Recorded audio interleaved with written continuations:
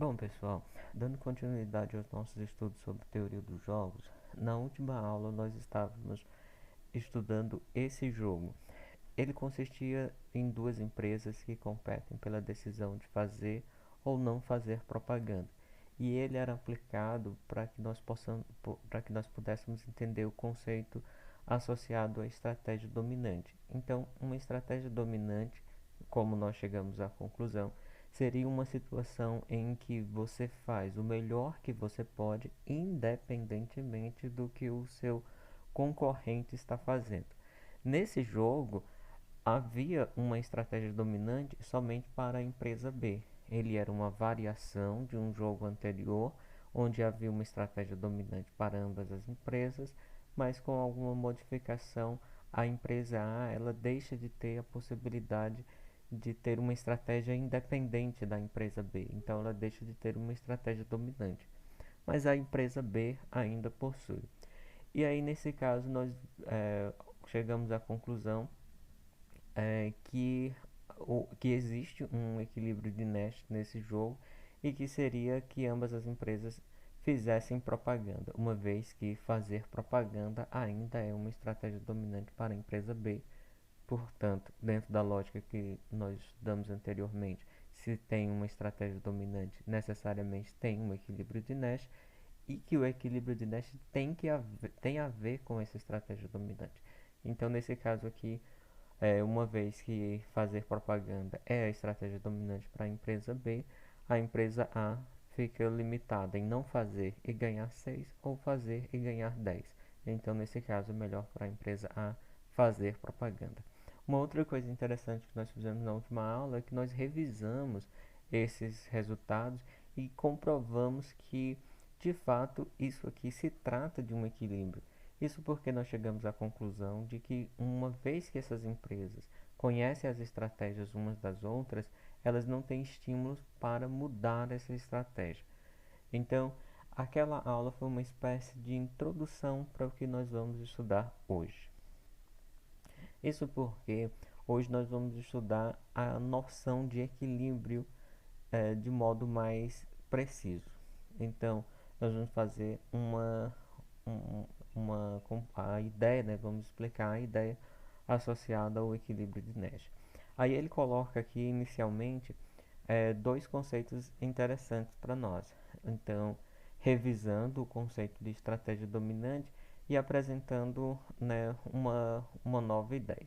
Então, no caso das estratégias dominantes, né, seria uma situação em que você está fazendo o melhor que você pode, independentemente do que esteja fazendo o seu concorrente. Uma outra ideia é que, se esse é o caso, né, o seu concorrente, se ele também tiver uma estratégia dominante, ele estará fazendo tudo o que ele pode em função daquilo que você está fazendo. Então, isso seria as ideias associadas à estratégia dominante, né? Eu estou fazendo tudo que eu posso, independentemente do que o meu colega está fazendo, e o meu colega está fazendo tudo que ele pode, independentemente do que eu esteja fazendo, né? Então, essa seria a ideia por trás das estratégias dominantes. Uma coisa interessante aqui é que as estratégias dominantes elas são estáveis. O que que isso significa? Que, como nós vimos naquele exemplo, não há estímulo para se alterar a estratégia dominante. Então, você tende a se você tem uma estratégia dominante, você tende a permanecer nela, porque ela já é o melhor que você pode fazer. Então, as estratégias dominantes elas seriam estáveis. E essa palavra estável é uma palavra-chave para a gente entender a ideia de um equilíbrio. Um equilíbrio ele seria uma situação exatamente de estabilidade. Isso demonstra uma relação importante.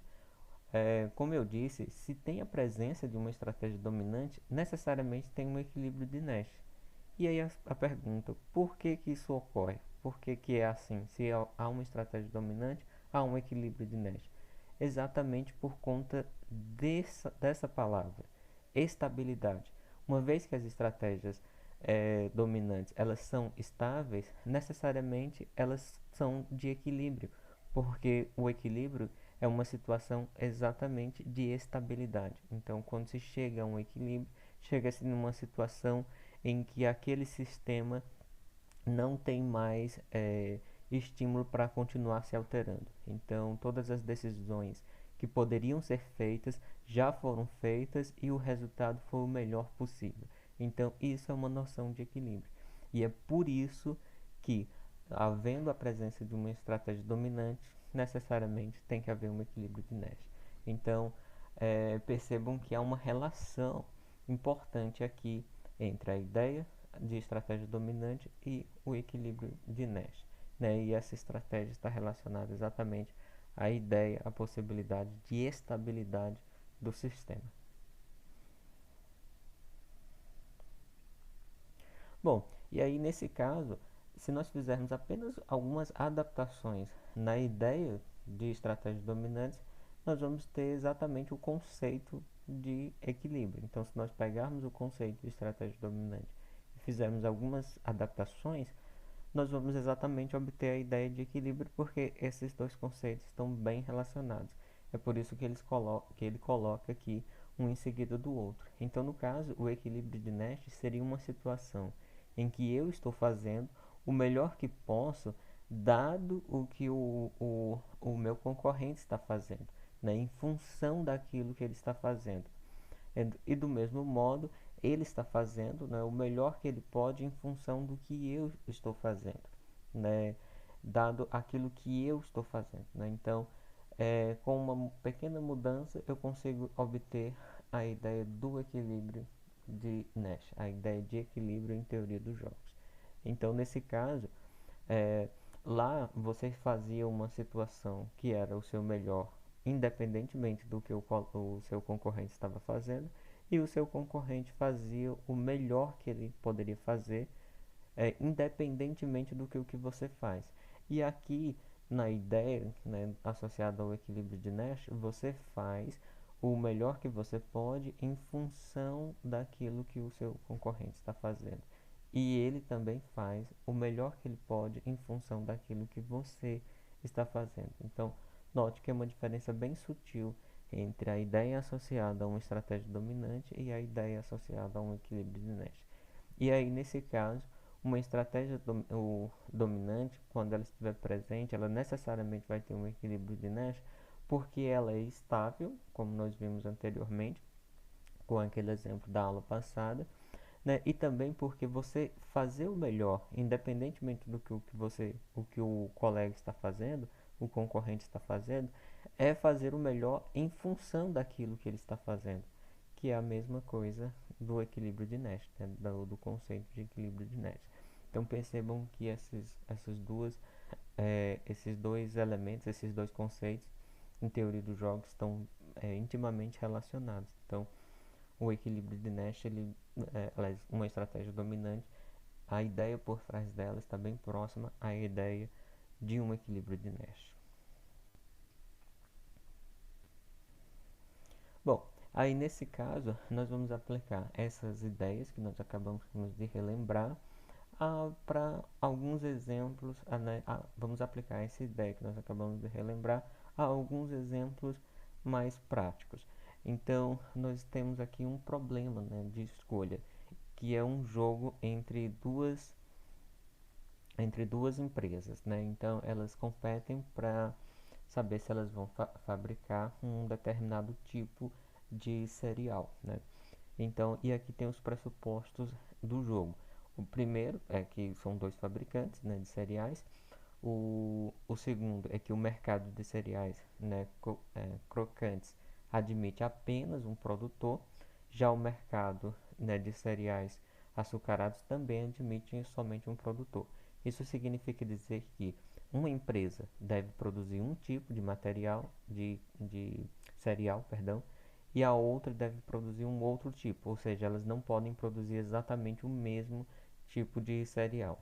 Né? Então, nesse caso, um outro pressuposto é que cada empresa ela dispõe de recursos suficientes para somente um produto, ou seja, elas não conseguem fazer a produção dos dois, elas têm uma planta produtiva que permite fabricar apenas um.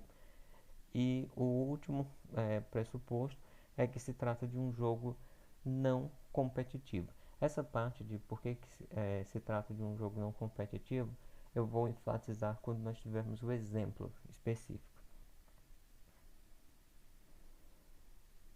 Bom, e aqui nós temos né, a matriz de payoff associada a esse quadro aqui, né? Então, associado a esse conjunto. É, eu vou começar explicando aquela ideia de que o jogo não é competitivo. Por que que ele coloca, aliás, perdão, que o jogo não é cooperativo, que o jogo não é cooperativo?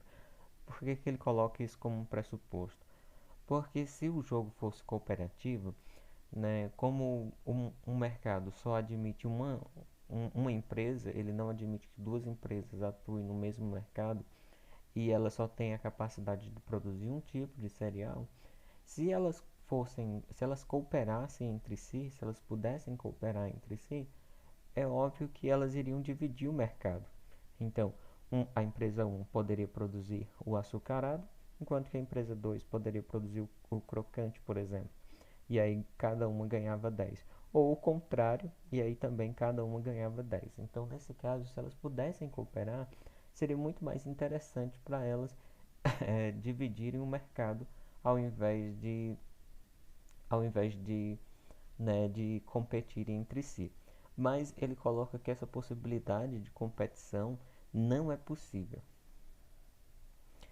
Bom, nesse caso, vamos analisar as estratégias de ambas as empresas e ver se a gente chega a alguma conclusão à luz da estratégia dominante e também da luz da ideia de equilíbrio, né? À luz da ideia de equilíbrio, para saber como é que esse problema aqui poderia ser resolvido. Então, nós vamos fazer aquele exercício de raciocínio que nós sempre fazemos. Então, nós vamos primeiro nos imaginarmos aqui no lugar da empresa um, pensando no que a empresa 2 está fazendo.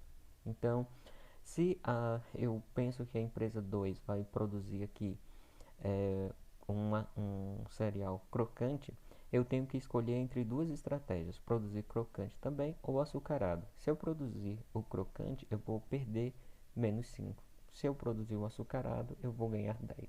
Então, eu imagino o seguinte, se ela produzir crocante, eu devo produzir o açucarado. Bom, uma outra possibilidade para a empresa 2 é ela produzir o açucarado. Se ela produzir o açucarado e eu produzir o crocante, eu vou ganhar 10. Se eu produzir o açucarado também, eu vou perder 5. Então, nesse caso, a minha estratégia depende do que a empresa 2 irá fazer. Então, eu não tenho uma estratégia dominante, porque à medida que ela muda a estratégia dela, eu também tenho que mudar a minha. Então, eu não tenho uma estratégia independente. Portanto, a empresa um não tem uma estratégia dominante. Agora, nós vamos fazer o mesmo exercício, só que pela ótica da empresa 2. A empresa 1, se ela produzir crocante, a empresa 2 deve produzir ou se produzir o açucarado, vai perder 5, né? Se produzir, aliás, se a empresa um produz o crocante e a empresa 2 produz o crocante também, ela perde menos 5. E se ela produzir o açucarado, ela ganha 10. Então, nesse caso, é melhor ela produzir o açucarado. Bom, mas no caso da empresa um produzir o açucarado, se ela produzir o crocante, ela vai ganhar 10. Se ela continuar produzindo o açucarado, ela vai perder 5. Então, nesse caso, é mais interessante para ela produzir o crocante. Nesse caso, nenhuma das empresas possui uma estratégia dominante. Isso porque a empresa 2 também muda a sua estratégia quando a empresa um também muda a sua. Aí você pode imaginar, bom, nesse caso não se pode fazer nada, porque se não tem uma estratégia dominante e o equilíbrio está muito associado à ideia de estratégia dominante, então nesse caso esse jogo não tem um resultado, ele não tem um equilíbrio. Bom, não é bem assim. Não é porque não tem a presença de uma estratégia dominante que necessariamente não tenha um equilíbrio de Nash. Então, vamos começar, né, para saber se tem um equilíbrio de Nash, saber se tem uma estratégia estável, nós precisamos então fazer um outro raciocínio. Esse raciocínio consiste em saber se algum desses resultados aqui, alguns desses dessas quatro combinações possíveis aqui de estratégia, produz algum resultado que seja estável, que uma vez que seja alcançado não haja estímulo para mudança. Vamos começar por esse daqui, onde ambas as empresas produzem crocante. Do ponto de vista da empresa 1, ela agora sabe que a empresa 2 produziu um cereal crocante. E ela produziu crocante também, então ela está ganhando aqui menos 5. A pergunta seria, essa empresa, se ela pudesse mudar a estratégia dela, ela mudaria? A resposta é sim, porque se ela mudasse a estratégia dela, ela passaria a ganhar 10. Então, nesse caso, vale a pena ela mudar. Isso significa dizer que essa estratégia aqui, crocante, uma vez que a empresa 2 também escolhe crocante, ela não é estável para a empresa um. Isso significa dizer que na medida que essa empresa tenha, na primeira oportunidade que ela tenha de mudar essa estratégia, ela vai mudar. Então esse resultado aqui, ele não é estável. Então, como ele não é estável para a empresa um, eu já sei que ele não se trata de um equilíbrio. Se eu fosse repetir a análise para a empresa 2, eu iria encontrar a mesma noção. Esse resultado aqui não é estável para nenhuma das empresas. Mas vamos analisar esse outro aqui, né, para saber se ele é, respeita essa ideia de estabilidade. Uma vez que a empresa um resolve produzir açucarado e a empresa 2 resolve produzir o crocante, quando a empresa um descobre que a empresa 2 produziu o açucarado, ela tem estímulo para mudar de estratégia. Se ela fizer isso, ela vai voltar para essa situação aqui e perder 5. Se ela manter, ela vai continuar aqui ganhando 10. Então, nesse caso, do ponto de vista da empresa um, não vale a pena mudar essa estratégia. Pelo menos para a empresa um, essa estratégia aqui é estável. Então, se a empresa 2 produziu o crocante, a empresa um, ela fez o melhor que ela podia fazer. Então, pelo menos ela está numa situação de estabilidade. Ela está numa situação de equilíbrio. Mas o equilíbrio ele consiste em um estado geral, ou seja, todos os indivíduos precisam estar em equilíbrio para que precisam estar estáveis para que aquilo seja considerado um equilíbrio. Um equilíbrio. Então a empresa 2 aqui também tem que ter a mesma ideia. Vamos analisar esse resultado do ponto de vista da empresa 2 então. Ela resolveu produzir um cereal do tipo crocante, enquanto a empresa um resolveu produzir o açucarado. E ela está ganhando 10. Se ela mudar de estratégia e passar a produzir o açucarado, ela vai perder menos 5. Então, continua mais interessante continuar produzindo o chocolate, o cereal crocante. Então, nesse caso aqui, ela também está fazendo o melhor que ela pode em função do que a empresa um está fazendo.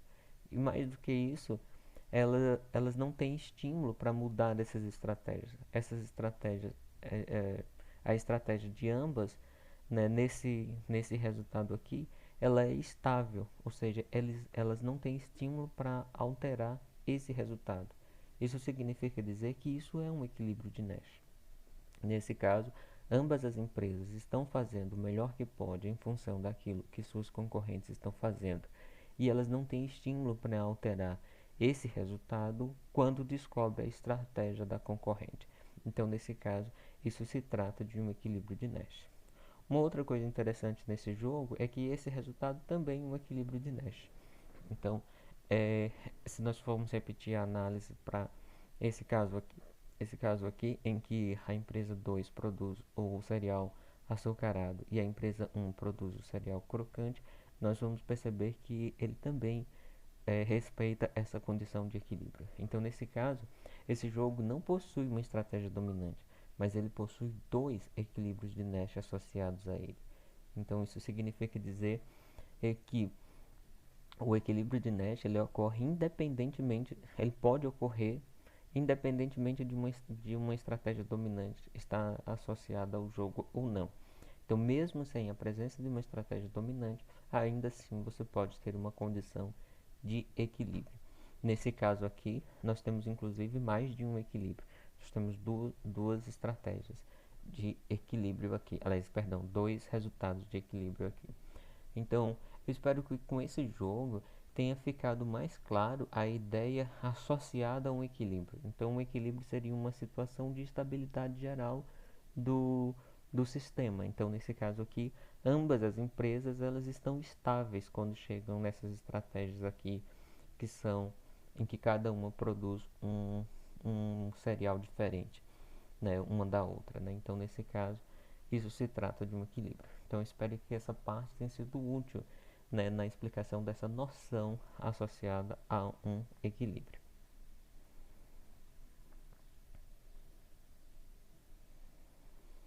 Bom, e aqui, né, nesse próximo slide, ele só revisa, né? O jogo tem um equilíbrio de Nash?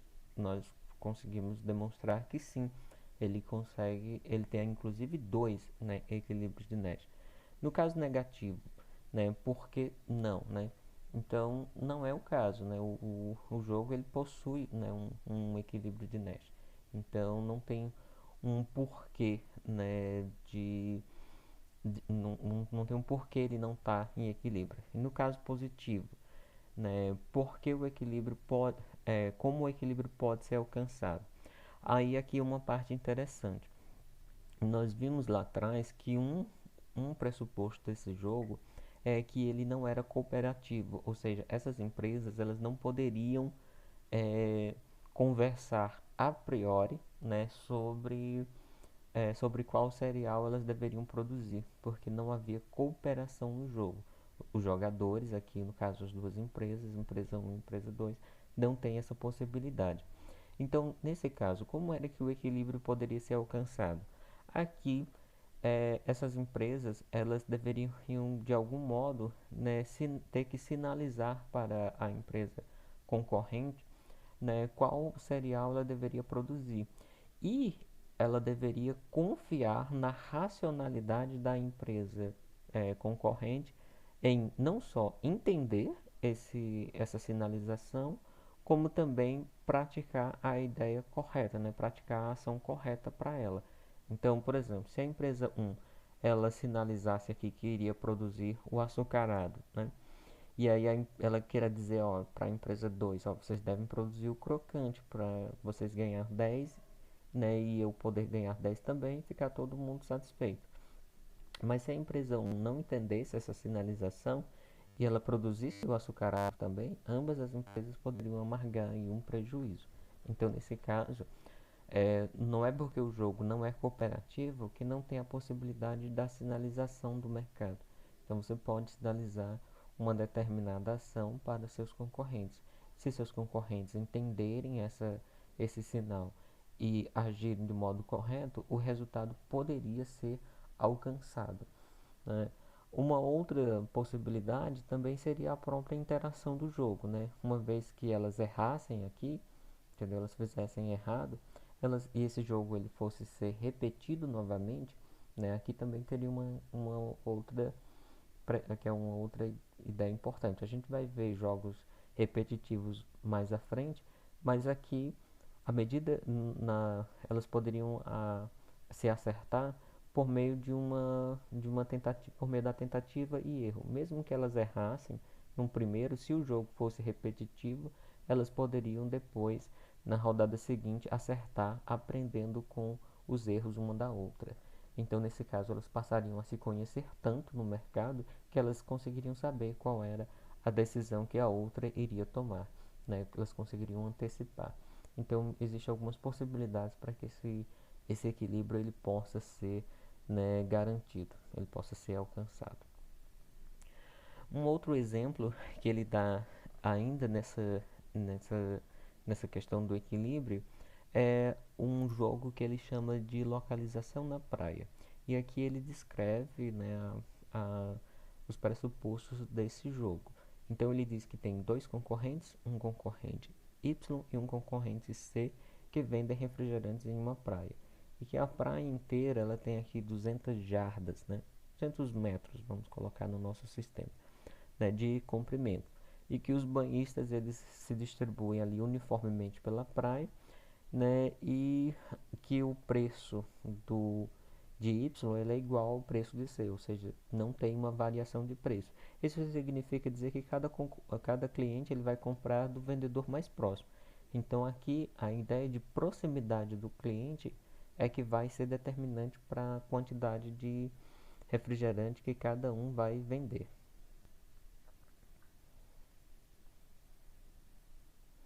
Bom, e aqui temos, né, um, um esquema para